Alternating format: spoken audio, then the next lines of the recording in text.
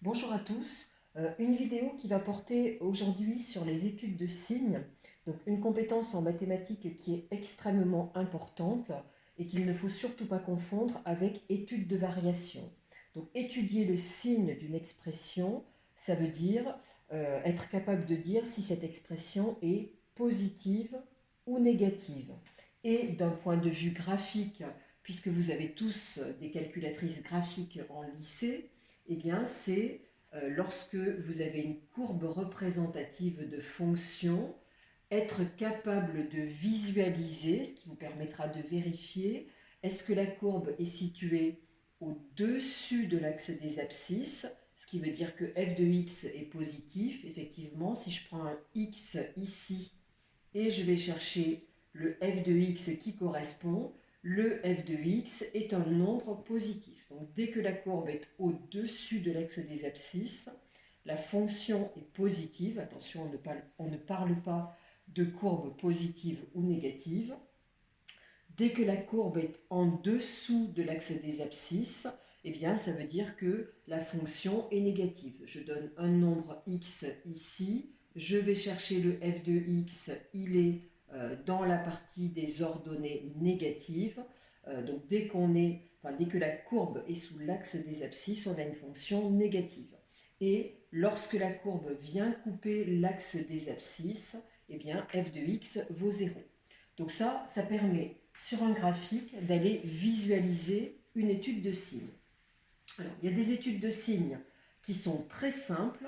C'est lorsque une expression est de la forme mx plus p. Je vais donner un exemple. Par exemple, f de x égale moins 3x plus 5. J'ai fait une vidéo spécifique sur l'étude de signes de mx plus p. C'est là que ça va le plus vite. Vous pouvez immédiatement faire le tableau de signes, ce qui sera rarement le cas dans les autres situations. Et par contre, bien évidemment, vous allez devoir expliquer comment vous remplissez ce tableau de signes. Donc pour le remplir, déjà, il faudra parler du coefficient directeur m, qui est le coefficient qui est devant le x qui vaut moins 3. Il faudra avoir résolu aussi l'équation moins 3x plus 5 égale 0, ce qui donne moins 3x égale moins 5, et donc x égale 5 tiers, moins 5 sur moins 3, valeur qu'on vient placer là, celle qu'on appelle racine de l'expression ou valeur qui annule l'expression. Et ensuite, pour disposer les signes plus, moins, qu'est-ce qu'on fait? Eh bien, on peut dessiner l'allure de la droite. Je rappelle que le coefficient directeur donne entre guillemets l'inclinaison de la droite. Coefficient directeur positif, droite comme ça. Coefficient directeur négatif, droite comme ça. Coefficient directeur égal à 0, droite comme ça, à l'horizontale. Donc ici, on a un coefficient directeur négatif, une droite qui va venir couper l'axe des abscisses en l'abscisse 5 tiers. Donc on fait en sorte, voilà, peu importe où vous placez 5 tiers, ce qui est important quand même, c'est si cette racine, ce nombre-là est positif, d'aller le placer dans la partie des x positifs. Et on voit très bien le signe, comme je l'expliquais tout à l'heure, droite au-dessus de l'axe des abscisses. Donc avant 5 tiers, on est dans les f de x qui sont positifs. Après 5 tiers, la droite est en dessous de l'axe des abscisses. On est dans les f de x qui sont négatifs. Voilà, donc pour mx plus p, c'est une étude de signes qui est très simple et qui demande résolution d'équations et allure de la droite. Alors, il y a d'autres façons d'étudier le signe de mx plus p. Vous pouvez résoudre une inéquation, mais c'est un petit peu plus dangereux parce qu'il faut se rappeler que quand on divise une inégalité par un nombre négatif, il faut penser à changer le sens de l'inégalité. Donc je vous conseille plutôt de le faire comme ça, une équation et le signe de m. Voilà. Et puis on a toutes les autres expressions qui ne vont pas être du premier degré, c'est-à-dire qui ne vont pas être sous la forme mx plus p. Et qu'est-ce qu'on va devoir faire? Eh bien, pour étudier leurs signes, on va devoir préparer leur écriture. Je donne par exemple la demande de l'étude du signe de f de x égale 2x au carré moins 5x. Voilà, donc là, quand on réfléchit, hein, donc ça c'est une tête voilà, qui pense, eh bien, hop, on se dit, zut, c'est pas du mx plus p. Donc ça veut dire qu'on ne peut pas faire un tableau de signes immédiatement comme on l'a fait tout à l'heure. Par contre, ce qu'on se dit, c'est que cette quantité-là est du second degré. Et que, effectivement, le signe d'une somme, on ne peut pas l'obtenir parce que si on se retrouve face à un plus additionné à un moins, eh bien le résultat, il peut aussi bien donner un plus que donner un moins. Donc on est incapable de dire en général ça donne ça. Par contre, le signe d'un produit, on sait que dans tous les cas, un plus multiplié par un plus, ça fait un plus. Un plus multiplié, pardon, c'est un multiplié là, multiplié par un moins, ça fait un moins. Un moins multiplié par un plus, ça fait un moins. Un moins multiplié par un moins, ça fait un plus. Ça veut dire qu'on sait que dans tous les cas, on va pouvoir donner le signe d'un produit. Même chose, 0 multiplié par n'importe quoi, on sait que ça fait 0. Donc notre objectif va être quoi? Eh bien, d'aller transformer cette expression-là sous la forme d'un produit. Et donc ça, c'est le propre de la factorisation. Pour factoriser, quand on est un élève de seconde, eh bien, comme procédé, on a factorisation par facteur commun, factorisation par l'une des trois identités remarquables, et sinon, donc il reste toujours le recours du développement. Alors là, c'est déjà développé, donc ce recours-là, on ne le prend pas, mais ça peut arriver. Développement pour ensuite factoriser, et si jamais on est en situation de blocage, eh bien, l'énoncé viendra nous aider à travailler. Quand on est en classe de première, eh bien, on n'a pas forcément besoin que l'énoncé vienne nous aider à travailler parce qu'on dispose dans ce cas-là, donc quand on a passé tout en revue, eh bien, il nous reste l'outil du discriminant delta ou l'outil d'une racine évidente. Donc ceux qui sont en classe de première savent de quoi je parle.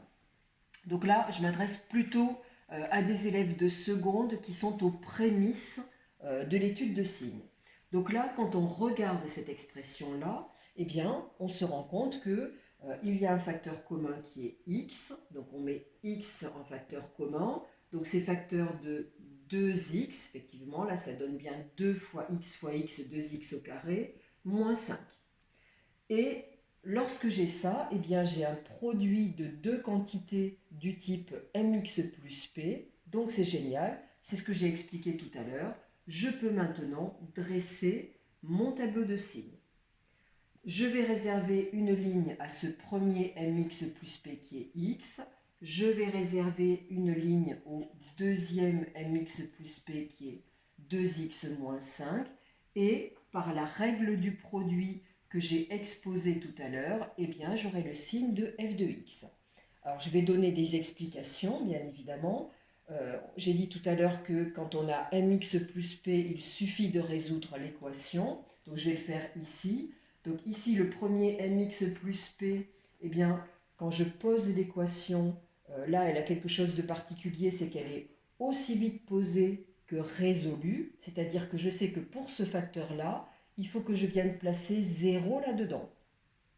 Pour ici, 2x moins 5 égale 0, ça donne 2x égale 5, et donc x égale 5 demi. Donc je sais que pour ce facteur-là, je dois venir placer 5 demi. Je les cherche tous les deux au préalable pour les positionner dans l'ordre. Et donc là, l'ordre, c'est 0 est plus petit que 5 demi. Voilà, et donc je travaille sur moins l'infini plus l'infini, sauf mention du contraire. Je sépare bien mon tableau pour positionner correctement mes signes et penser à la lecture du correcteur. Donc ici, je place mon 0, je place mon 0, ça c'est important. Et maintenant, je vais aller tracer la droite, enfin l'allure de la droite qui va avec chacun des mx plus p. L'allure ne dépend que du coefficient directeur, c'est-à-dire du coefficient qui est devant le x. X, c'est comme 1 fois x, donc m est égal à 1. Je sais que l'allure de la droite, elle est comme ça. Elle vient couper l'axe des abscisses en 0, donc je fais en sorte, voilà, de la tracer correctement. Donc je sais que avant 0, la fonction est, enfin, ce x est négatif, et après 0, eh bien, ce x est positif. Ici, m est égal à 2. Voilà, donc là, j'aurais mieux fait de dire qu'il était positif aussi. M est égal à 2, il est positif, donc ça veut dire une allure de droite comme ça. Je sais que d'autre part, cette droite vient couper l'axe des abscisses en 5/2, c'est ce que j'ai fait ici. Donc voilà, je viens positionner, peu importe de l'échelle. Donc j'ai une droite qui a cette allure-là. Je vois qu'avant 5/2, la droite est en dessous de l'axe des abscisses, donc avant 5/2, cette expression-là est négative, et après 5/2, elle est positive. Et puis là, attention, ce n'est plus du tout cette règle-là qui s'applique ici. La règle qui s'applique ici, c'est la règle du signe d'un produit. Donc là, moins multiplié par moins, eh bien ça fait un plus. Je n'oublie pas les verticales, attention. 0 multiplié par n'importe quoi, eh bien ça fait 0. Plus multiplié par moins, ça donne un moins. N'importe quoi multiplié par 0, ça fait 0. Et plus multiplié par plus, ça fait un plus. Voilà comment j'obtiens ce tableau de signes. Je donne quelques autres exemples qui correspondent un petit peu à la correction d'un exercice donné à mes élèves de seconde. Ils reconnaîtront cet exercice. Donc je considère l'expression z de x égale 4x au carré moins 1. Donc 4x au carré moins 1, c'est pareil, c'est pas du mx plus p. Donc si je refais ma petite tête qui réfléchit, voilà, donc zut, c'est pas du mx plus p, c'est dommage, ça aurait pu être rapide, mais c'est du second degré. Le second degré, je passe en revue. Y a-t-il un facteur commun? Eh bien non. Y a-t-il une identité remarquable? Des identités remarquables, il y en a 3, je les rappelle. A carré plus 2ab plus b carré. Donc celle-ci contient 3 termes. Là, il n'y en a que 2. C'est pas celle-ci. Alors, je donne quand même ce qu'elle donne. A plus b au carré. Il y a a carré moins 2ab plus b carré. Alors c'est pareil, celle-ci contient 3 termes. Là, il n'y en a que 2, donc ça ne risque pas d'être celle-ci qui, elle, donnerait en factorisation a moins b au carré. Et puis, il y a a carré moins b carré. Alors celle-là, elle est souvent utilisée. Il y a 2 termes. Ah tiens, il y a bien 2 termes. Il y a 1 carré moins 1 carré, c'est quand même repérable. Et ça donne a moins b, facteur de a plus b. Donc, quand on connecte une quantité avec le cours, et ce qui est important, c'est de bien maîtriser vos cours, parce que sinon, c'est compliqué de travailler en mathématiques, eh bien, on se dit, bah tiens, ça pourrait peut-être être cette identité remarquable, à condition que ça, ce soit bien le carré de quelqu'un, le moins, il est bien là, et ça soit le carré de quelqu'un. Alors, attention, là, le carré, il ne porte que sur x, il ne porte pas sur 4.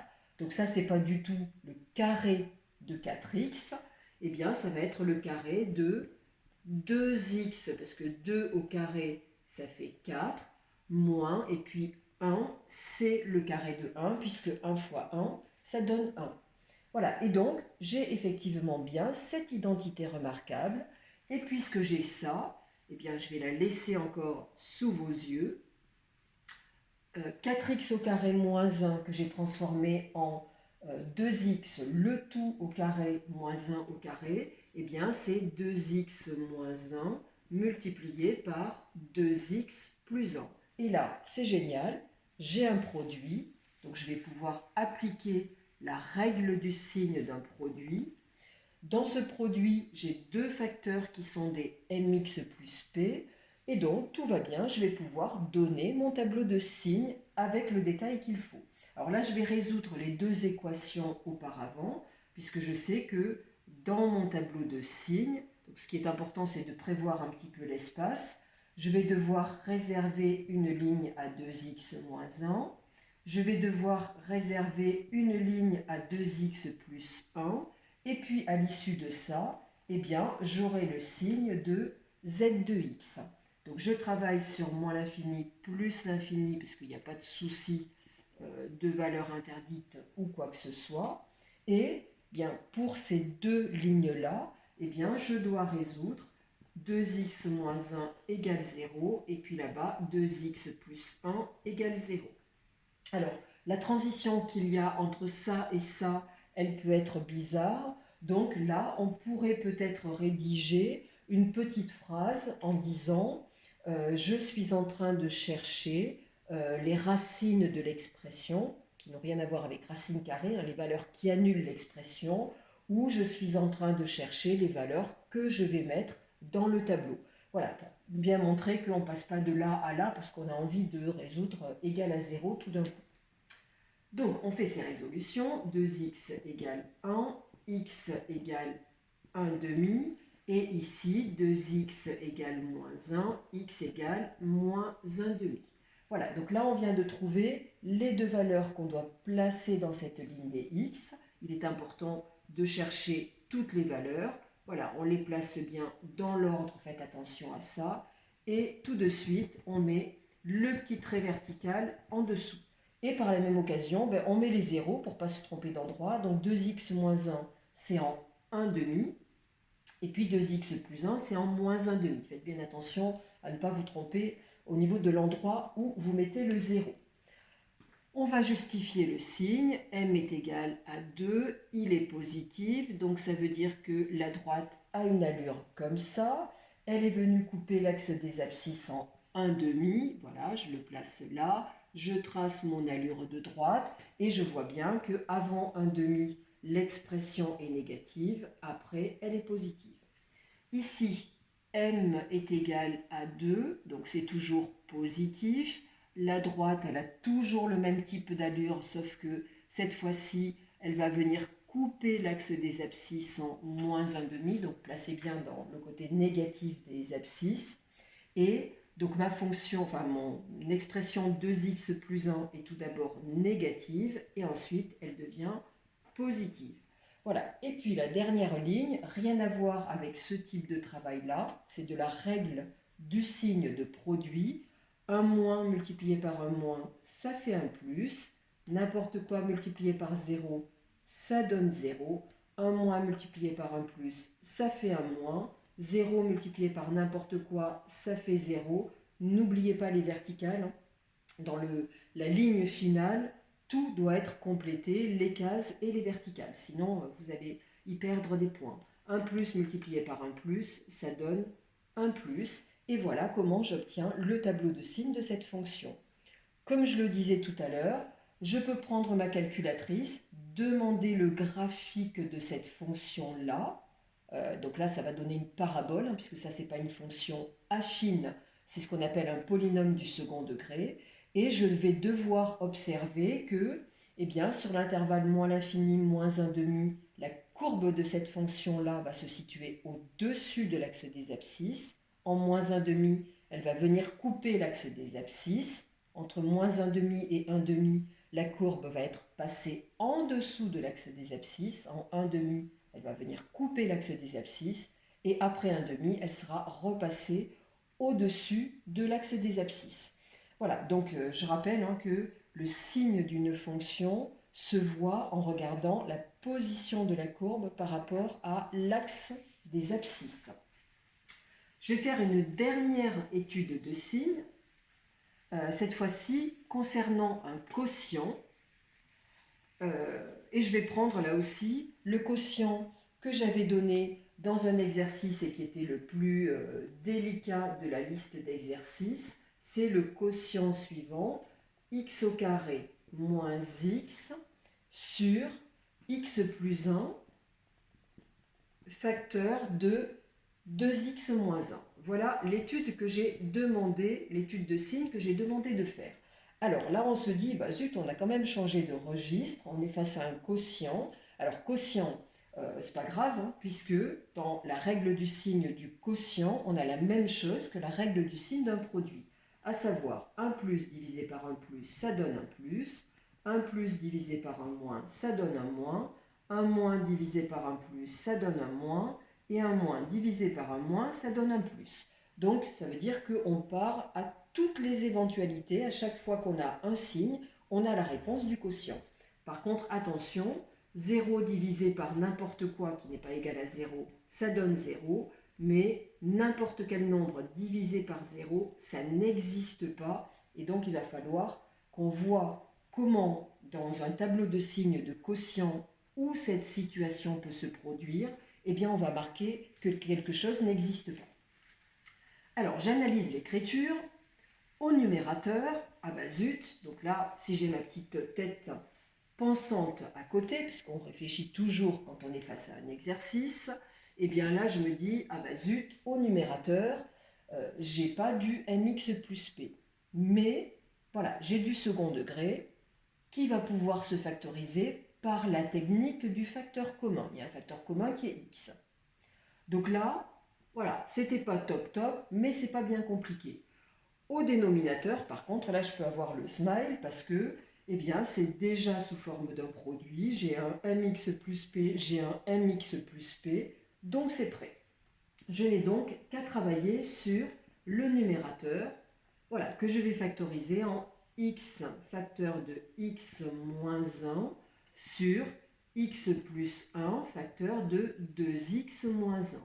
Voilà, et puis là, en fait, eh bien, ce que je vais faire, c'est le signe d'un quotient dépend de chacun de ces facteurs. Alors, on parle de numérateur, dénominateur, on parle aussi de facteur, parce que comme c'est le même signe qu'un produit, voilà, dans une étude de signes, on va pouvoir parler de facteurs, même si on sait qu'il y a une division.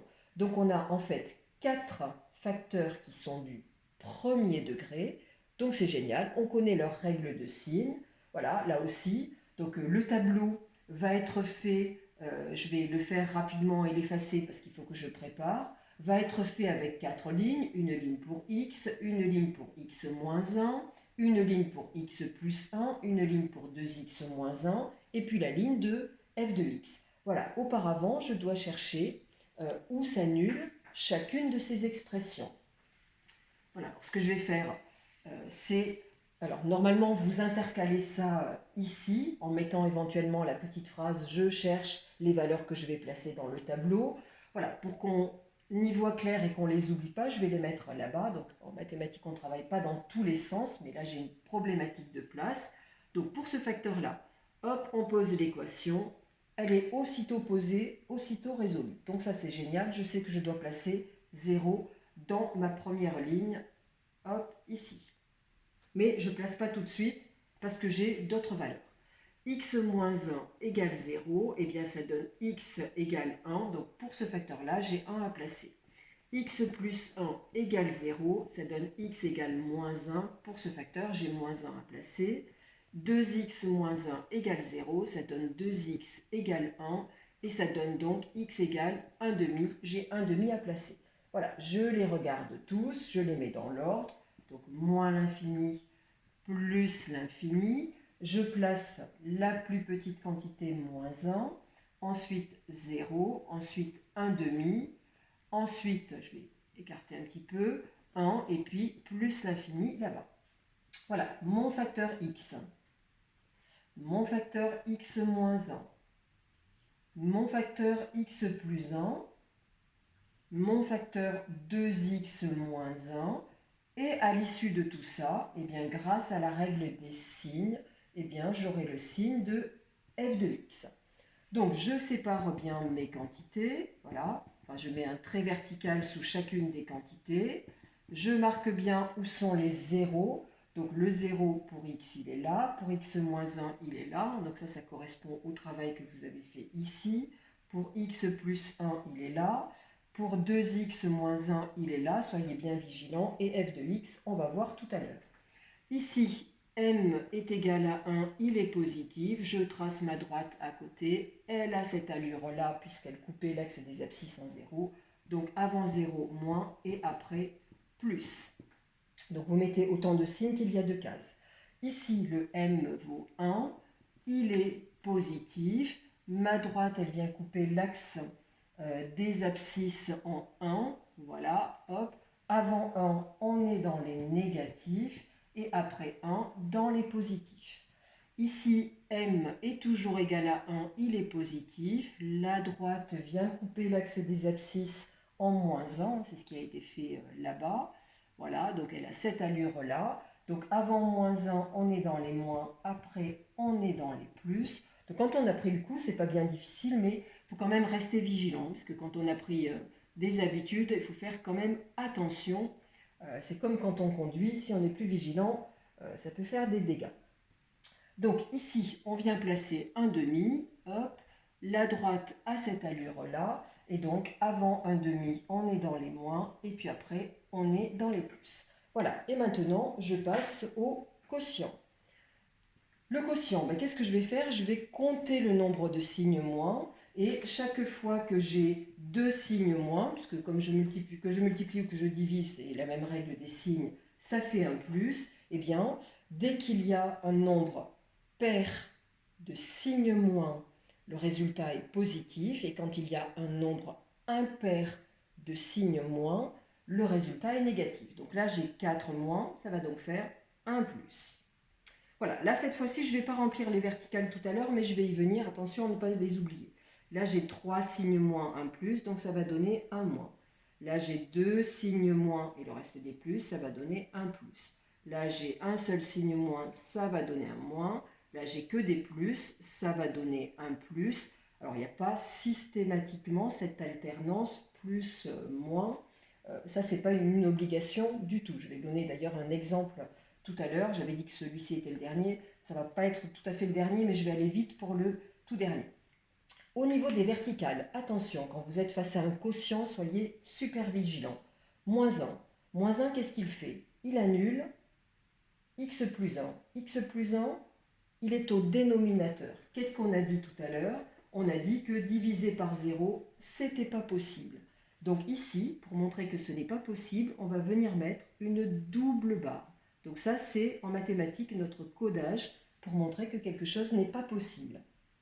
0, il vient annuler cette ligne-là, x. X, il est en haut, au numérateur. Il n'est pas au dénominateur, donc ça veut dire qu'on a 0 divisé par quelque chose qui n'est pas égal à 0. Donc là, pas de souci, ça donne 0. Un demi. Un demi, il annule quoi? Il annule, eh bien, hop, il est là. Un demi, il annule 2x moins 1. 2x moins 1, il est au dénominateur. On est donc dans cette situation-là. C'est quelque chose d'interdit de diviser par 0, donc une double barre. 1, il annule ici x moins 1. X moins 1, il est au numérateur, il n'est pas au dénominateur. On est dans cette situation-là, et cette situation-là donne 0.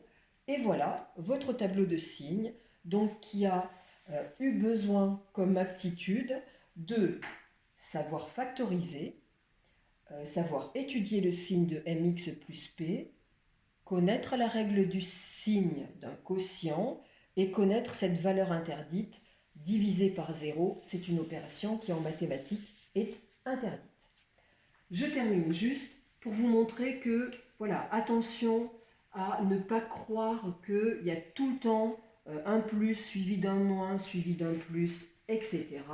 Je vais donner une quantité qui va être la suivante. Tiens, si par exemple, je donne f de x égale eh bien, 3 moins x facteur de x plus 1 au carré, admettons. Voilà, donc là, c'est un produit. Tout est bien préparé. C'est du mx plus p. X plus 1 au carré, c'est x plus 1 fois x plus 1. Et donc, j'ai du mx plus p fois du mx plus p fois du mx plus p. Donc, c'est prêt. Je résous mes deux équations. 3 moins x égale 0, cela donne 3 égale x. Là, c'est x plus 1 fois x plus 1. Voilà, x plus 1 fois x plus 1. Donc, je ne vais pas écrire deux fois x plus 1 égale 0. Je ne vais écrire qu'une seule fois. Et cela donne x égale moins 1. Donc je fais mon tableau de signes. Voilà, une ligne pour 3 moins x. Le x plus 1 au carré, deux choix. Soit je fais une ligne pour x plus 1 et je refais une ligne pour x plus 1, parce que ce facteur-là y est deux fois, et j'obtiens ma ligne de f de x. Ou tout à l'heure, je vais montrer que ces deux lignes-là, je peux les résumer en une seule et marquer le carré, puisque je sais qu'un carré, c'est toujours positif. Mais attention, un carré, ça s'annule. Et ça, c'est ce qu'il ne faut pas oublier. Voilà, moins l'infini plus l'infini. J'ai cherché mes valeurs, donc moins 1 et puis 3. Je sépare bien mon tableau. Voilà. Ici, attention, m, c'est le coefficient qui est collé à x. Donc m, il vaut absolument pas 3, il vaut moins 1, puisque ça, c'est 3 plus moins 1 fois x. Donc m est égal à moins 1, c'est négatif, ça veut dire que cette fois-ci, la droite a ce type d'allure. Elle vient couper l'axe des abscisses en 3 et j'ai donc cette fois-ci le signe plus avant et le signe moins après. X plus 1, donc ça s'annule en moins 1, l'autre aussi. Voilà, pour ces deux lignes, ça va être pareil. M est égal à 1, coefficient de x. Il est positif, donc je viens placer la racine moins 1 ici. Je trace l'allure de ma droite, et donc moins, plus, moins, plus. Même chose dans les deux lignes. Je suis face à un produit, donc cette fois-ci, pas de risque de valeur interdite comme pour un quotient. Multiplié par 0, c'est pas du tout problématique. Là, ça va donc donner un signe plus. Ici, j'ai n'importe quoi fois 0, ça fait 0. Là, ça donne un plus. Tiens, vous voyez bien qu'il n'y a pas forcément dans un tableau une alternance plus, moins, plus, moins. Chaque exemple va donner son résultat. Voilà, il n'y a pas de généralité, on ne sait pas avant d'avoir étudié ce qui va se passer. Et donc ici, 0 fois n'importe quoi, ça fait 0. Et là, moins par plus, ça fait moins. Voilà le tableau de signes de cette fonction-là. Alors, ce tableau de signes, j'aurais pu en fait le résumer juste en 3 lignes. C'est-à-dire que ici, en fait, qu'est-ce que je peux faire? Mais alors là, ça me demande de la maîtrise personnelle. J'aurais très bien pu résumer donc ces deux lignes x plus 1 par la seule et unique ligne x plus 1 au carré et faire ensuite f de x. Tout simplement parce que je me rappelle qu'un carré, c'est toujours positif. Ça veut dire que là, du coup, je n'écris absolument pas cette explication. Et l'explication que je vais donner, c'est un carré est positif ou nul. Si vous le faites comme ça, n'allez surtout pas parler de m parce que vous n'êtes pas face à une expression du type mx plus p, vous êtes face à un carré. Et surtout, vous n'oubliez pas le 0, parce que 0 au carré, ça fait 0. Et donc, si x vaut moins 1, cette quantité-là vaut bien 0. Donc, voilà, votre carré, il est positif ou nul. Donc là, on ne met que des plus. Donc, ce que je veux vous montrer par là, c'est que une étude de signes, ça se réfléchit. On ne met pas les signes plus, moins, comme on veut. Il y a toujours une explication pour les lignes intermédiaires. Et si vous n'avez pas d'explication à donner, ça veut très certainement dire que ou c'est totalement faux, c'est-à-dire vous faites au petit bonheur la chance un peu n'importe quoi, soit vous manquez de rigueur et de toute façon, on va vous le reprocher. Voilà, et puis la ligne produit, donc ici, 1 plus multiplié par 1 plus, ça donne un plus. Là, n'importe qui par 0, ça fait 0. 1 plus par 1 plus, ça fait 1 plus. 0 par n'importe qui, ça fait 0. Et ici, 1 moins par 1 plus, eh bien, ça fait un moins. On retrouve bien évidemment le tableau de tout à l'heure. Voilà, donc j'espère que j'aurai clarifié certaines études de signes. Encore une fois, l'étude du signe d'une quantité, elle est primordiale pour plein d'exercices et de domaines mathématiques. Donc c'est vraiment une maîtrise qu'il faut posséder que de savoir si une quantité est déjà prête à une étude de signe ou si on doit la prêter, la préparer, et une fois que c'est prêt, eh bien, le tableau de signes, ça va tout seul. Et bien expliquer toutes les lignes intermédiaires, la ligne finale, doit être la résultante d'une multiplication-division des signes, jamais d'une addition des signes. Un moins additionné à un plus, là j'aurais mis, j'en sais rien du tout, ça peut donner un moins comme ça peut donner un plus. Donc il faut vraiment être vigilant sur le fait que vous ne pouvez que avoir des lignes intermédiaires que vous allez multiplier entre elles ou diviser entre elles, mais surtout pas ni additionner ni soustraire. Voilà, donc j'espère avoir été claire et si c'est le cas, je vous souhaite bon courage pour travailler sur ces études de signes. Voilà, au revoir, à bientôt.